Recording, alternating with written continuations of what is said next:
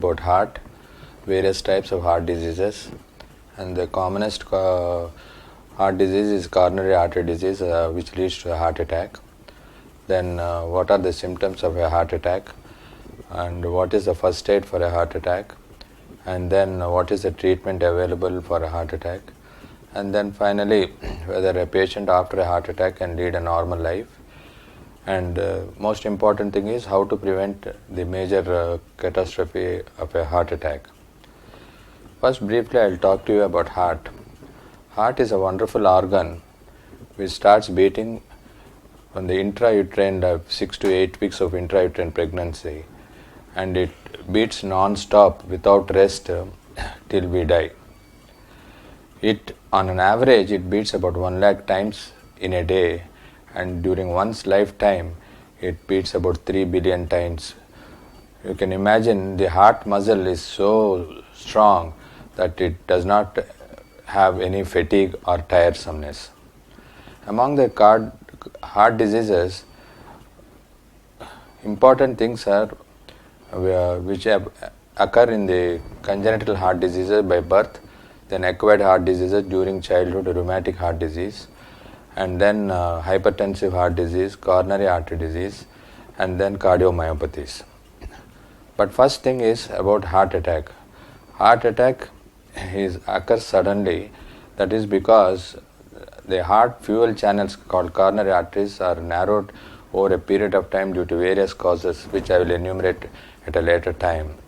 And due to that, rupture of a plaque or blood clot, suddenly the heart attack occurs. What are the causes of heart attack? Heart attack causes are sudden severe chest pain associated with profuse sweating, breathlessness, and pain radiating to left upper limb and sometimes to the neck and the jaw.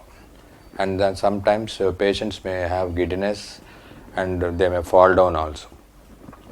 So the first aid is immediately you make the patient lie down, and if available give him an aspirin tablet and sorbitrate, and make arrangements to shift the patient to the nearest hospital where monitoring facilities are available. Because within the first 100 to 120 minutes, most of the heart attack deaths occur because of what are called arrhythmias like ventricular tachycardia and ventricular fibrillation. So once they reach the hospital, there is monitoring facility, and if there is this arrhythmia VT or VF, they can immediately do cardioversion and save the patient's life. Apart from this, the patient gets the latest treatment of what is called the thrombolytic therapy by a way of tenecteplase, streptokinase, urokinase, which are called clot dissolving injections. Once the blood clot is dissolved, the pain subsides, and then the muscle damage also is prevented. So this is very important. First 120 minutes is crucial to save the patient's life. Then of course there is what is called where facilities are there for cardiac catheterization. We do what is called primary angioplasty and stenting. Thereby diagnosing how many arteries are blocked, immediately we can, if one artery is blocked, they can do primary angioplasty and stenting, thereby restoring the blood supply and saving the heart muscle from damage. Then commonly asked question is, after a heart attack, whether patients can lead a normal life. This the patient's physician or a consultant cardiologist will determine based on his findings, based on the LV function of the heart. Then he will prescribe what is called a exercise program, and then the dietary program and all. So most of them they can resume normal activity within 4 to 6 weeks. So there is nothing to worry, but most important thing is you have to go according to the physician's consultation and suggestions. Then coming to the most important thing is, what are the most common causes of heart attacks? The commonest cause is they are divided into modifiable factors and non-modifiable factors. Modifiable factors are tobacco in any form, like smoking, cigarettes, bidi, zarda, snuff, and all those things. Tobacco is the number one risk factor. Second risk factor is high cholesterol, called abnormal lipids. The total cholesterol should be kept under 150, and triglycerides should be kept under 130 milligrams of milligrams. Then LDL should be kept under 100, and HDL is called a good cholesterol, and it should be above 45 milligrams. Third thing is sugars. Uncontrolled sugars leads to heart attacks, and diabetic carries 4 times the risk for a heart attacks. There are two parameters which are called fasting blood sugar and post-lunch blood sugar. Fasting blood sugar should be less than 100, and post-lunch sugar 2 hours after that it should be less than 170. That should be your aim. Then hypertension, high uncontrolled blood pressure is another risk factor. This also carries a major risk factor. There are two readings in hypertension. One is called systolic or upper reading, and diastolic or lower reading. The upper reading should be around 130 and the lower reading should be 80 milligrams. So these are the parameters which we have to constantly monitor and take care. Next is obesity. Overweight is another major risk factor for heart diseases, and then you must avoid sedentary habits.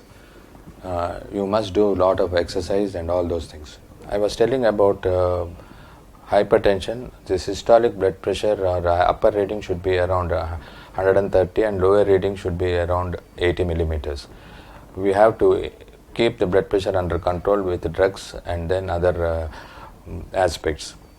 Next risk factor is obesity or overweight. You must keep an ideal body weight, and then you should not lead a sedentary life and try to do some walking and all. So exercise and avoid using a lift and all. Try to climb stairs. That will help you in reducing the weight and also reducing the cholesterol and reducing the sugars and also keeping your blood sugar and all. Next risk factor is stress and strain. These days all the modern people are having a busy schedule and hectic life with a lot of stress. So you must try to find out some half an hour or in 24 hours for what is called relaxation or meditation or yoga or breathing exercises. That will help a long way in controlling the heart diseases. Then there are newer risk factors which are being now emphasized, like low vitamin D. Low vitamin D also has become a major risk factor like high cholesterol, and so you must get it tested, and then if it is low you must supplement with vitamin D. The next newer risk factor is high homocysteine. This is a protein which is in the blood that is also responsible for heart disease. You must get it checked, and then if it is more than 15 you have to take some drugs to reduce the high homocysteine. The other new risk factor is high CRP, C-reactive protein. If it is more than 3, you should take drugs to reduce that CRP. So these are all some of the major risk factors for heart attack, and if you can continuously monitor these parameters, I am confident that everyone can lead a healthy life and also prevent a heart disease. Thank you.